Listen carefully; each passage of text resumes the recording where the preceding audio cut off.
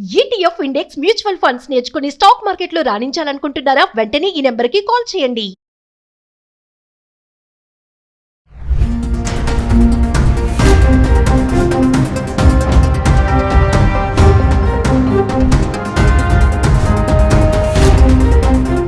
నమస్తే, welcome back to Suman T. ప్రస్తుతం మనతో పాటు ఉన్నారు అనలిస్ట్ మందడి కృష్ణారెడ్డి గారు. నమస్తే సార్. నమస్తే అమ్మా. సార్, మేఘాలయ హనీమూన్ కపుల్ ఏదైతే మిస్సింగ్ ట్విస్ట్ ఉందో అది అసలు చాలా ట్విస్ట్ల మీద ట్విస్ట్లే ఉన్నాయి.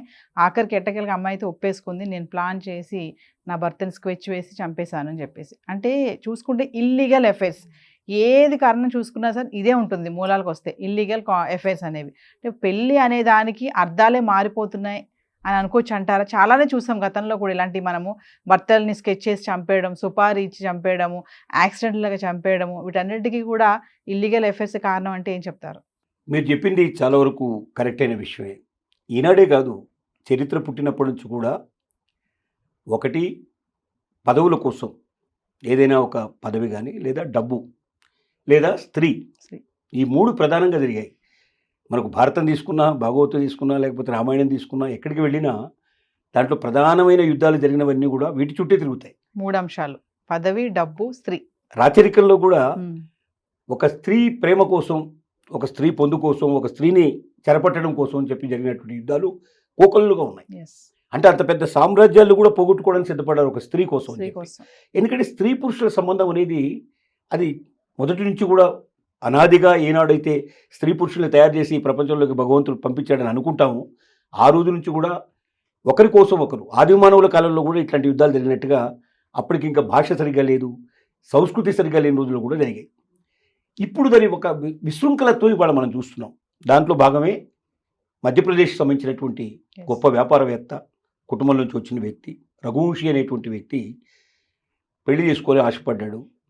సోనం అనేటువంటి ఒక అమ్మాయిని ఇష్టపడ్డాడు. వాళ్ళు తల్లిదండ్రుల అంగీకారంతో చక్కగా పెళ్లి కూడా చాలా వైభవంగా జరిగింది, ఘనంగా జరిగింది. తర్వాత హనీమూన్ పీరియడ్ వచ్చింది. ఈ హనీమూన్ పీరియడే తన జీవితంలో చివరి క్షణం అవుతుందని ఊహించలేకపోయినాడు ఆ అబ్బాయి. ఇద్దరు కలిసి వెళ్ళారు. ముఖ్యంగా వాళ్ళు మేఘాలయకి వెళ్ళాలనుకున్నారు. మేఘాలయ చిన్న స్టేటు, కానీ చాలా అందమైన స్టేటు. ఎక్కువ కొండ ప్రాంతం ఉంటుంది, ప్రకృతికి బాగా విభూసినట్టుగా ఉంటుంది. అయితే అక్కడక్కడక్కడ విసిరేసినట్టుగా ఇళ్ళు ఉంటాయి, చాలా తక్కువ ఇళ్ళు ఉంటాయి, తక్కువ జనాభా ఉండేటువంటిది, ఎక్కువ భాగం ప్రకృతి మనకు కనబడుతుంది. అక్కడికి వెళ్ళిన వాళ్ళు మరి షిల్లాంగ్ వెళ్ళారు. మొట్టమొదట షిల్లాంగ్ లోపల వాళ్ళు ఒక హోటల్లో బస చేశారు. బస చేసిన తర్వాత వెంటనే నెక్స్ట్ డేనే వెంటనే బయలుదేరి వాళ్ళు ఒక బైక్ అద్దెకి తీసుకొని ఆ బైక్ మీద భార్యాభర్తలు ఇద్దరు కూడా వాళ్ళు ప్రయాణం చేయడం మొదలుపెట్టారు. కొండ ప్రాంతాల్లోకి వెళ్ళడానికి జరిగింది. కొండ ప్రాంతంలో వెళ్ళారు. అక్కడ గైడ్స్ను మార్చుకుంటూ వెళ్ళారు. గైడ్స్ను ముందే మాట్లాడుకుని గైడ్స్ను పెట్టుకుంటూ వెళ్ళారు. కానీ ఒక గైడ్, లాస్ట్ గైడుని వద్దు అని చెప్పి ఆ అమ్మాయి తిరస్కరించింది. ఆ గైడ్ని క్యాన్సిల్ చేయడం జరిగింది. ఆ గైడ్ ఎందుకు క్యాన్సిల్ చేశాడో తెలియని పరిస్థితుల్లో ఆ గైడు అద్భుతం చేశాడు. అసలు నన్ను వద్దంటున్నారు ఎందుకు అనేది చివరికి అతను వెళ్ళాలి. యాక్చువల్గా ఆ యాత్రలో అక్కడ వాళ్ళు చూడాల్సిన ప్రదేశాలు వివరించడానికి అతను వెంట ఉండాలి. కానీ అతన్ని వద్దని చెప్పినప్పుడు అతను గమనించడం జరిగింది. ఇది అయిపోయిన తర్వాత ఏం జరిగింది, సడన్గా వాళ్ళిద్దరూ కనిపించకుండా పోయినారు. 10-12 రోజుల పాటు వాళ్ళ కోసం వెతికారు. మొత్తం ఇక్కడ నుంచి మధ్యప్రదేశ్కి ఇక్కడ ముఖ్యమంత్రిని కలిశారు. అంత ఇన్ఫ్లుయెన్స్ ఉన్న ఫ్యామిలీ అది. దేశవ్యాప్తంగా కొంచెం రచ్చ నడిచింది. మేఘాలయ ముఖ్యమంత్రికి ఫోన్ చేశారు. అక్కడ నుంచి మేఘాలయ డీజీపీ స్వయంగా జోక్యం చేసుకొని తన ముఖ్యమైన వ్యక్తులందరినీ కూడా దాంట్లో పంపించాడు. ఒక పెద్ద బ్యాచ్ను పంపించారు. వాళ్ళు బృందాలుగా వెళ్ళిపోయి వెతికారు. వెతికిన తర్వాత ఒక జలపాతం కింద అడుగున ఒక శవం పడింది. అది చాలా అప్పటికే కుళ్ళిపోయిన పరిస్థితిలో ఉంది. శవాన్ని చూశారు, గుర్తించారు. శవం మెడలో ఒక గొలుసు కూడా అట్లాగే ఉంది. తర్వాత అంటే బంగారు వస్తువులు కూడా, అంటే ఏదైనా డబ్బు కోసం జరిగేటువంటి హత్య అయితే శరీరం మీద ఉండేవన్నీ ఊడ్చుకెళ్ళిపోతారు. సహజంగా జరిగేటువంటి విషయం. ఏ చిన్న దొరికినా వదిలిపెట్టకుండా తీసుకెళ్ళిపోతారు. అంటే బంగారు వస్తువు కూడా ఇంకా శరీరం మీద ఉంది అంటే దాని అర్థం ఏంటి, వచ్చిన వాళ్ళు అతన్ని డబ్బు కోసమో లేకపోతే ధనం కోసమో హత్య చేసినట్టు వాళ్ళు కారు అనే విషయం అర్థమైంది. హత్య చేసినట్టుగా స్పష్టంగా కనబడుతోంది. పొడి చేసినట్టుగా కత్తి కూడా దూరంలోనే దొరికింది వాస్తవంగా. అలాగే వాళ్ళ ఫోన్ కూడా అక్కడే దగ్గరలో దొరికింది. ఈ సోనం సంబంధించిన ఫోన్ కూడా కొంత దూరం పోయిన తర్వాత ఫోన్ కూడా దొరికింది. అంటే సోనంని ఎత్తుకెళ్ళిపోయి ఉంటారు. బహుశా హ్యూమన్ ట్రాఫికింగ్ చేసేటువంటి వాళ్ళు ఉన్నారు. వీళ్ళు ఎత్తుకుపోయి బహుశా అమ్మాయిని ఎక్కడికో దుబాయ్కో ఎక్కడికో అమ్మేసి ఉంటారు అని భావించేటట్టుగా అక్కడ అన్ని ఆనవాళ్ళు అయ్యేటట్టుగా వచ్చి తీసుకొచ్చారు. సరే, తర్వాత అమ్మాయి ఏమైందని అమ్మాయి తల్లిదండ్రులు అక్కడి నుంచి బయలుదేరి వాళ్ళు వచ్చేసేసి మా అమ్మాయి చాలా అమాయకురాలు, మా అమ్మాయికి ఏమైంది, మా అమ్మాయిని వెంటనే వెతికి పెట్టాడని చెప్పి వాళ్ళు ఒత్తిడి చేయడం మొదలుపెట్టారు. చివరికి అందరూ బ్యాగ్ దిగో ప్రయత్నం చేసిన తర్వాత సోనంని పట్టుకున్నారు. సోనంనే కాకుండా సోనంతో పాటు మరొక నలుగురిని కూడా పట్టుకోవడం జరిగింది. ఎంక్వైరీ చేస్తే బయటపడ్డ విషయం ఏమిటంటే ఆ నలుగురిలో ఒకడు తన ప్రియుడు. Boy friend. ఆ ప్రియుడు కోసమని, ఆ ప్రియుడితో శాశ్వతంగా ఉండాలనే ఉద్దేశంతో, భర్తను వదిలించుకోవాలనే ఉద్దేశంతో ఎవరో చంపేసి తను ఎత్తుకుపోయినట్టుగా చివరికి ఎక్కడో వదిలేశారని చెప్పడానికి, ఒక కట్టుకథని అల్లడానికి దాన్ని చేసుకొని క్రియేట్ చేసుకొని తర్వాత మరి భర్త ఆస్తి కూడా తనకే వస్తుంది. ఎలాగైనా భర్త మ్యారేజ్ అయిన తర్వాత ఒకరోజు గడిపారా, వారం రోజులు గడిపారనే ప్రశ్న కాదు కదా.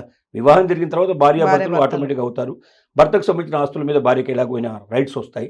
కాబట్టి ఒక పెద్ద ధనవంతురాలుగా, అంటే డబ్బంతా ఆస్తికంతా కూడా తను ఆస్తికి వారసురాలు అయిపోయి తన ప్రియుడితో ఆనందంగా గడపవచ్చు అనేట్లు భావన చేసి ఉండొచ్చు. ఇది ఈ మధ్య ఒక్కటి కాదు, చాలా ఇలాంటి మనం ఎన్నో చూస్తూ ఉన్నాం. ఈ క్రుయాలిటీ అనేది బాగా పెరిగిపోతాం. నేను అంటాం ఏంటంటే తల్లిదండ్రులు చేసే పెద్ద మిస్టేక్ ఇదే. ఒకరిని ప్రేమించారని స్పష్టంగా తెలిసిన తర్వాత వాడితో వివాహం చేయకపోయినా ఇంకొక వివాహం చేయడం అనేది చాలా తప్పు. ఎందుకంటే ఇప్పుడు ఆ ప్రేమించిన వాడిని మర్చిపోవడం అనేది అంత సులభమైన విషయం కాదు. ముందు కొంత గ్యాప్ ఇస్తే కొంతకాలం మధ్యలో వచ్చినట్టయితే కనీసం డైవర్ట్ అయ్యే అవకాశాలు ఉంటాయి, మనసు మార్చుకునే అవకాశాలు ఉంటాయి. వాళ్ళంతా వాళ్ళు మేము పెళ్లి చేసుకుంటామని ముందుకు వచ్చేదాకా ఆపడం అనేది చాలా అవసరం.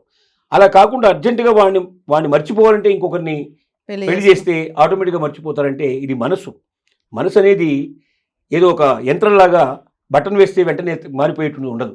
నిన్నటిదాకా అవతల వాడిని కోరుకొని వాళ్ళు వచ్చేసి ఇంకొకరితో జీవించాలంటే అంత సులభమైన విషయం కాదు. ఎందుకంటే మనసు అనేది చాలా పరిపరివాద, ప్రతి ఒక్కరికి ఉంటుంది. చిన్నపిల్లల దగ్గర నుంచి మొదలు పెడితే పెద్దవాళ్ళ దాకా ఒక మనసు అనేది ఉంటుంది. ఆ మనసుకు తనకు నచ్చిన పద్ధతుల్లో, తనకు నచ్చిన, ఎందుకు నచ్చుతుందో తెలియదు. ఒక్కొక్కరి మనం చూస్తే మనకి ఏ మాత్రం అవతల వాళ్ళలో అందం కనబడదు, కానీ వాళ్ళు చూస్తే వాళ్ళకి అదే వాళ్ళు నా కంటితో చూడండి, నా మనసుతో ఆలోచించండి అనే పరిస్థితిలో ఉంటుంది. అలాగే వాడి దగ్గర డబ్బు ఉండదు, ఏముండదు. మనం చూస్తుంటాం పూర్వకాలంలో రాజకుమారుడు ఒక చెలికత్తెని పెళ్లి చేసుకోవడానికి ప్రయత్నం చేస్తున్నాడని, అలాగే ఒక రాజకుమారి ఎవరో ఒక పనికి మళ్ళీ వాడిని పెళ్లి చేసుకోవడానికి ప్రయత్నం చేసిందని. డబ్బున్న వాళ్ళు చాలామంది పేదరికంతో కొట్టుమిట్టాడే వాళ్ళని పెళ్లి చేసుకోవడం మనం చూస్తున్నాం.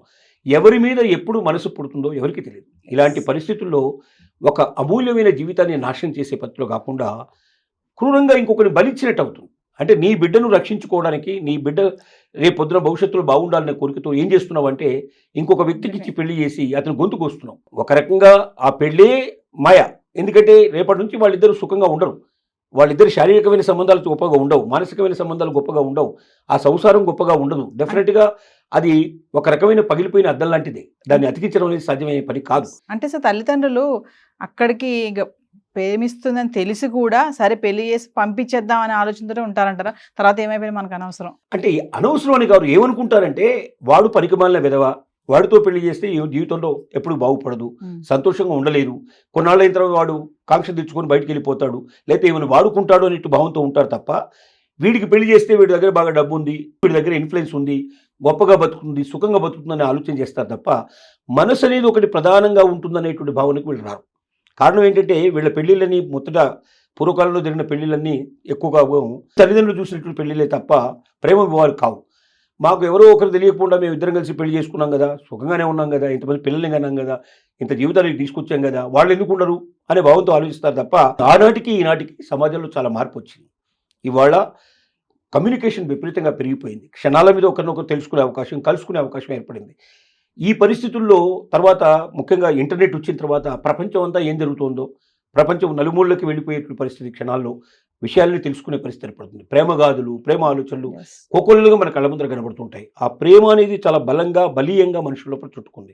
7th క్లాస్ పిల్లల దగ్గర నుంచి వాళ్ళ ప్రేమ అనేది బయలుదేరే పరిస్థితి ఏర్పడింది. చిన్న చిన్న పిల్లలు ఇలాంటి పరిస్థితులు ఏర్పడాయి. ఈ పరిస్థితులకు కారణం ఏంటంటే చుట్టూ జరుగుతున్న వాతావరణ మార్పులు, ఇవన్నీ దృష్టిలో పెట్టుకుని టెక్నికల్గా ఆలోచించాలి. ఏదేమైనప్పటికీ మన విజ్ఞప్తి ఒకటే, తల్లిదండ్రులకు పెద్ద విజ్ఞప్తి, ఎట్టి పరిస్థితుల్లో మీ పిల్లల మనసుకు వ్యతిరేకంగా మీరు వెళ్ళే ప్రయత్నం చేయకండి. వాళ్ళు పేదవాళ్ళ గొప్పవాళ్ళ వాళ్ళ భవిష్యత్తు ఎట్లా అవుతుందో మనం తీర్చిదిద్దలేము. ఇవాళ పేదవాడుగా ఉన్నవాడు రేపు పొద్దున కోటీశ్వరుడు కావచ్చు, ఇవాళ కోటీశ్వరుడు ఉన్నవాడు రేపు పొద్దున బికారి కావచ్చు. కాబట్టి ఒక మనిషి యొక్క డబ్బును బట్టో స్టేటస్ను బట్టో మన పిల్లల్ని పిచ్చి పెళ్లి చేస్తే వాళ్ళు గొప్పగా ఉంటారు అనుకోవడం కాకుండా మనసును బట్టి ఇష్టపడేటువంటి వాళ్ళని పెళ్లి చేసే ప్రయత్నం చేయండి. లేదా ఒకవేళ పెళ్లి చేయడం ఇష్టం లేకపోతే కొంతకాలం పెళ్లి వాయిదా వేయండి. వాళ్ళ మనసు మారినప్పుడు మాత్రమే పెళ్లి గురించి ఆలోచించండి. కానీ అప్పటిదాకా ఇలాంటి బలవంత వివాహాలు చేసి మరొకరి గొంతు కోయొద్దని, ఇంకొకరి జీవితాలతో ఆడుకోవద్దని మనం విజ్ఞప్తి చేస్తున్నాం. ఎందుకంటే అటు ప్రాణము పోయింది, ఇటు అమ్మాయి జైలు పాలు అయింది, అటు అబ్బాయి బాయ్ ఫ్రెండ్ దొరికిపోయాడు, ఫ్యామిలీస్ కొలాప్స్, డిస్టర్బెన్సెస్ ఒక్క చిన్న మిస్టేక్ వల్ల. మీరు అన్నట్టుగా సార్ పేరెంట్స్ అందరూ కూడా ఒక అవగాహనతో ఉండి పిల్లల యొక్క ప్రేమను అర్థం చేసుకొని వాళ్ళకి కొంచెం గ్యాప్ ఇస్తే దే క్యాన్ మళ్ళీ డైవర్ట్ అవుతారు. అలా కాకుండా తొందరపాటు నిర్ణయాలు తీసుకుంటే ఇలా క్రిమినల్గా తయారయ్యే ఛాన్సెస్ చాలానే ఉన్నాయి. Thank you sir.